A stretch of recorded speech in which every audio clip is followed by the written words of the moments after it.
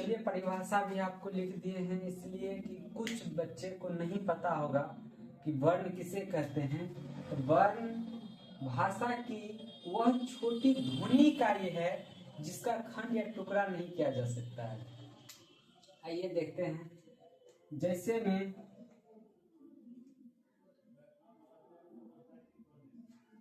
में क्या हो जाएगा, देखिए हम लोग लिखते हैं अ, इसको टुकड़ा नहीं कर सकते, बस अ है, बस इसी का अ हो गया, ई हो गया, उ।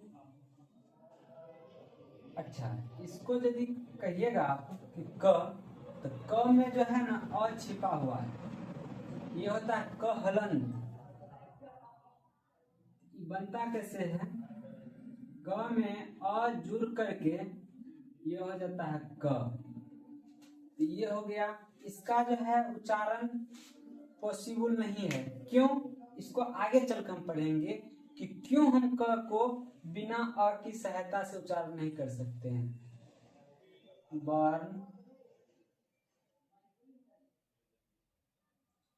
वर्ण हो गया दो प्रकार, एक हो गया स्वर वर्ण, एक हो गया स्वर वर्ण, दूसरा व्यंजन वर्ण। एक स्वर वर्ण, एक व्यंजन, स्वर वर्ण और एक व्यंजन वर्ण।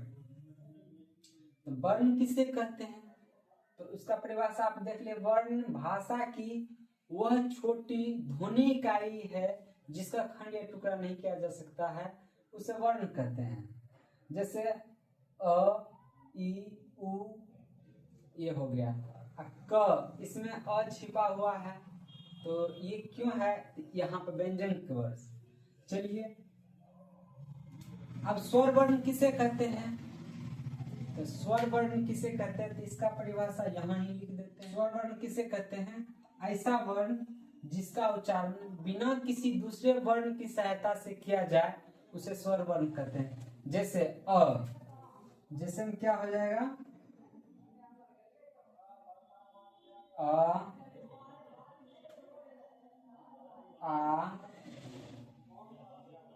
ह्रस्व ई, दीर्घ ई, उ, दीर्घ उ, री, ए, आई, ओ, औ।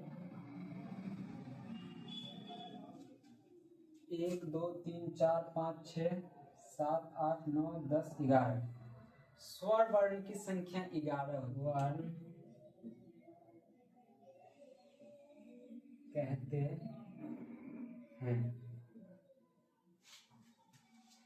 ऐसा वर्ण जिसका उच्चारण स्वर वर्ण की सहायता से हो, स्वर वर्ण की सहायता से हो, उसे व्यंजन वर्ण कहते हैं।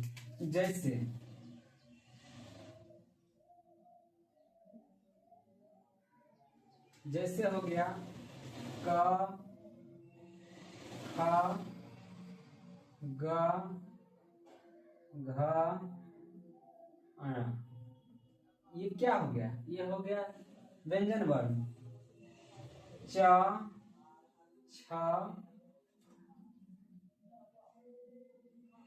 ज, झ, ञ, ये सब हो गया व्यंजन वर्ण। इसको विस्तार से आगे पढ़ेंगे।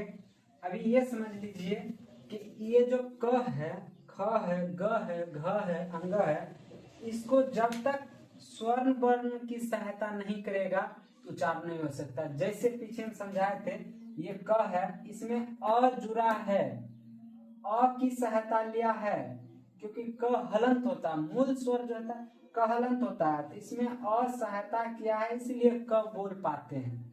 तो क अ छोड़ दीजिए तो क, ख, ग, घ ऐसे होगा।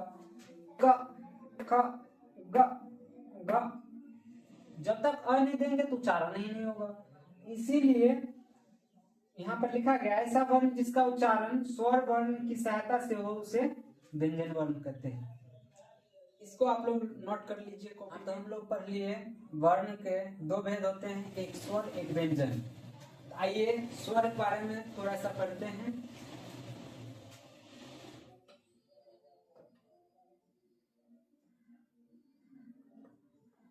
स्वर वर्ण, इसमें हम लोग क्या देखें? अ, आ, ह्रस्व ई, दीर्घ ई, ह्रस्व उ, दीर्घ उ, एक री भी होता है। उसके बाद होता है ए, ऐ, ओ, औ। कितना हो गया? 1 2 3 4 5 6 7 8 9 10 11। ये हो गया 11। इसको हम लोग बिना किसी दूसरे वर्ण की सहायता से उच्चारण कर सकते हैं, जैसे अ, आ, ह्रस्व ई, दीर्घ ई, ह्रस्व उ, दीर्घ उ, री, ए, ऐ, ओ, औ, सॉरी औ। एक चीज और मैं बताना चाहूंगा कि हम लोग जिस क्षेत्र में रहते हैं वहां पे इसको ओ बोला जाता है, जो कि गलत है। इसको ओ कैसे बोलेंगे? इसको ओ नहीं बोल सकते हैं। क्यों बताइएगा क्यों?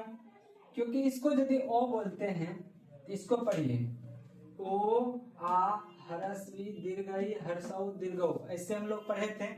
फिर ए, ऐ, ओ, ये भी ओ है, यहाँ भी ओ है, तो दोनों में तो कुछ अंतर होना चाहिए। इसको भी बोलिएगा तो ओ बोलते हैं, इसको भी बोलिएगा तो ओ बोलते हैं। अब कितना लोग क्या करते हैं, जो बदकट रहता है वो कहता है कि सर इसको ओ बोलते हैं, इसको ओ बोलते हैं। ऐसे नहीं बोला जाता है। चाहे धीरे से बोलिए चाहे कुछ भी बोलिए, दोनों में डिफरेंट पता होना चाहिए। इसको बोलते हैं, इसको भी पढ़ेंगे ओ, इसको भी पढ़ेंगे ओ, जो कि गलत है। देखिए एकाएक बदलाव नहीं हो सकता।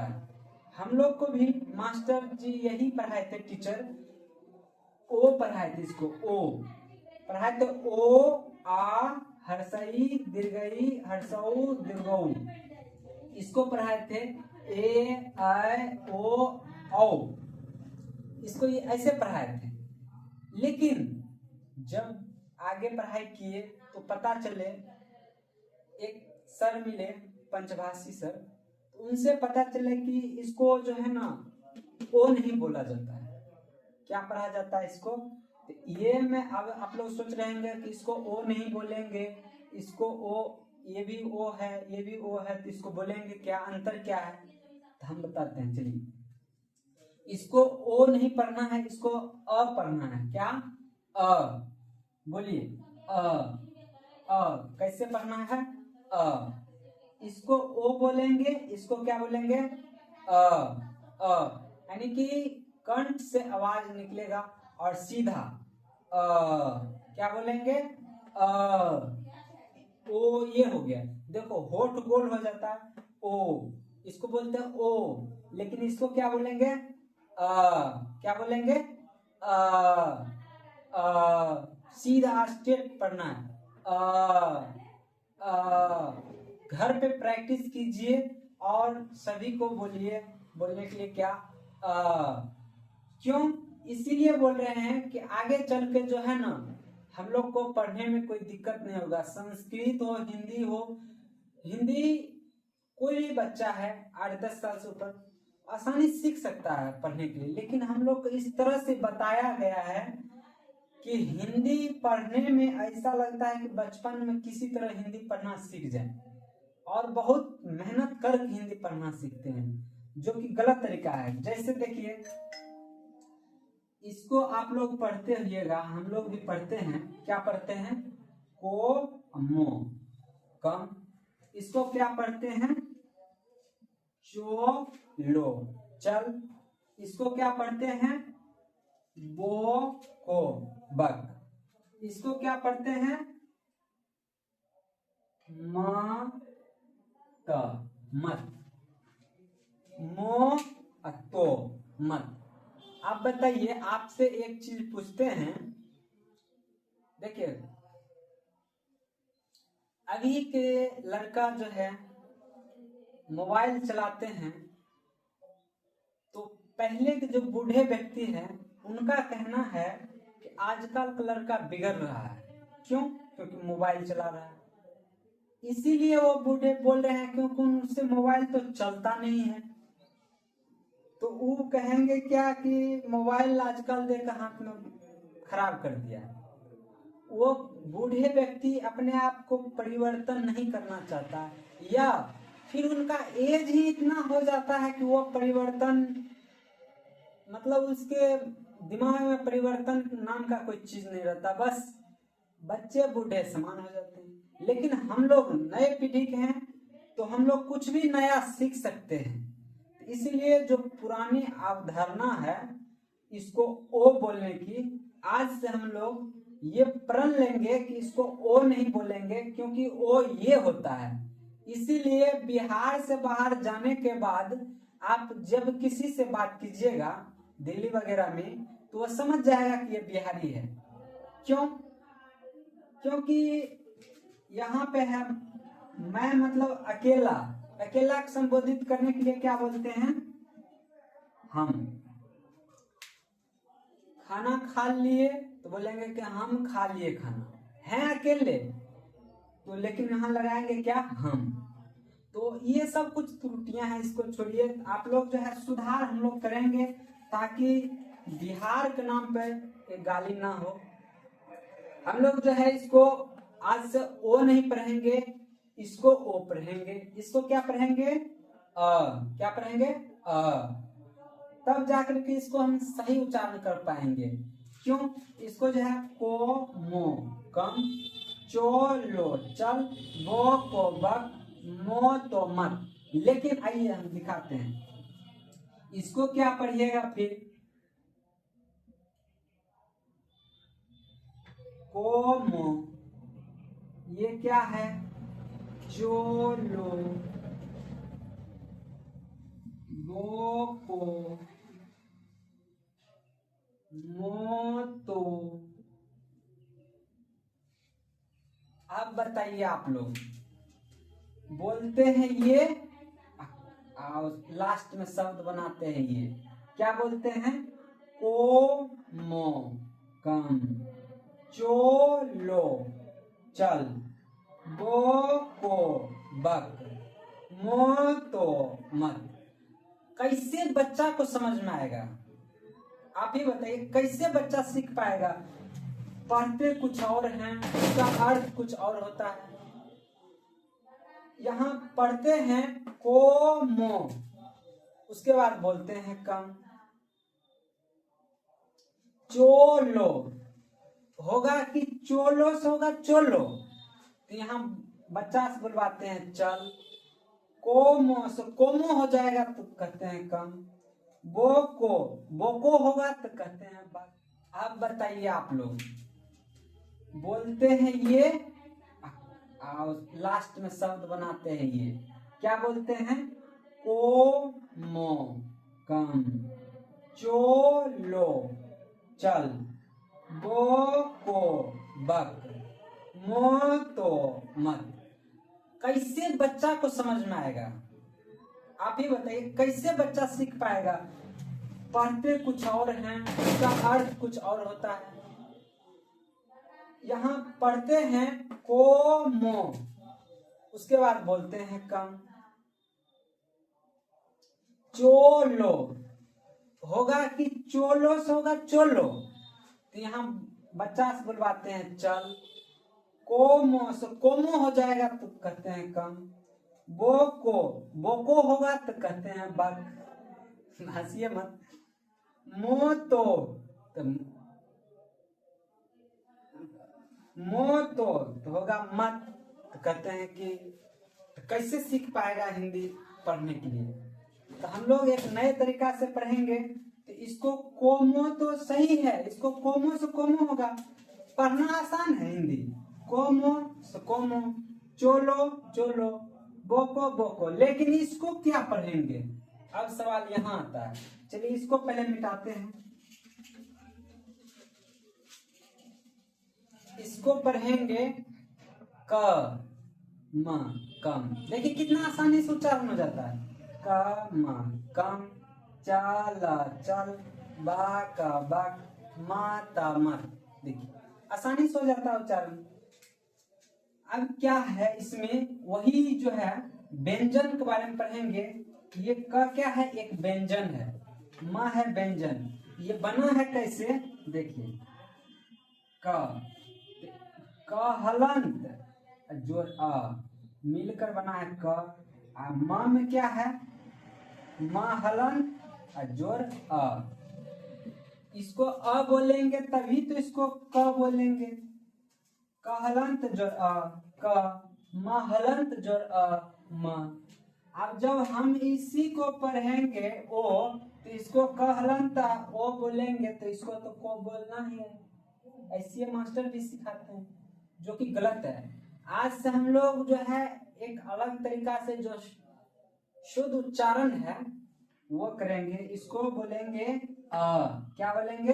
अ आ हरस्वी दीर्घी हरस्वु दीर्घु री ए ऐ ओ औ। ठीक है, चलिए इसको लिखते हैं।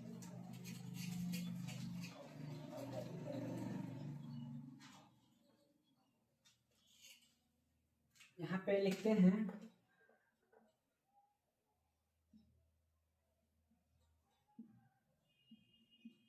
व्यंजन वर्ण। व्यंजन वर्ण क्या है? क ख ग घ च छ ज झ ट ठ ड ढ न त थ द ध न प फ ब भ म य र ल व तालव्य मृदंश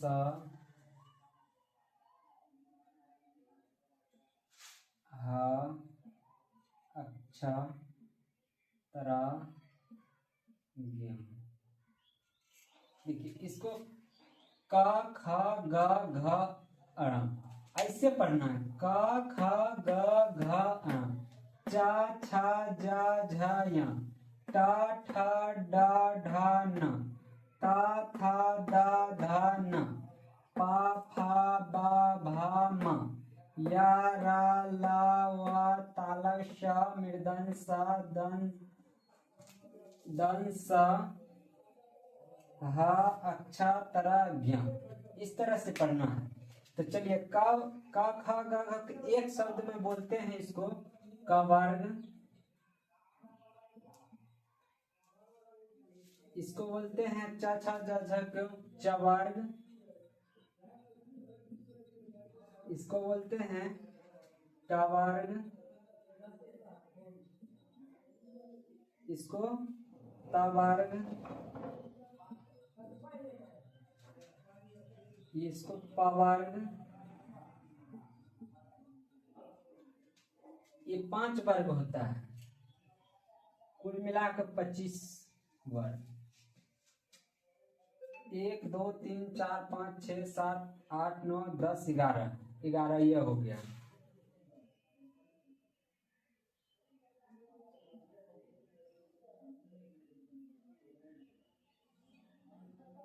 36। इसमें से अक्षर ज्ञ ये तीनों हट जाता है तो होता है यहाँ पे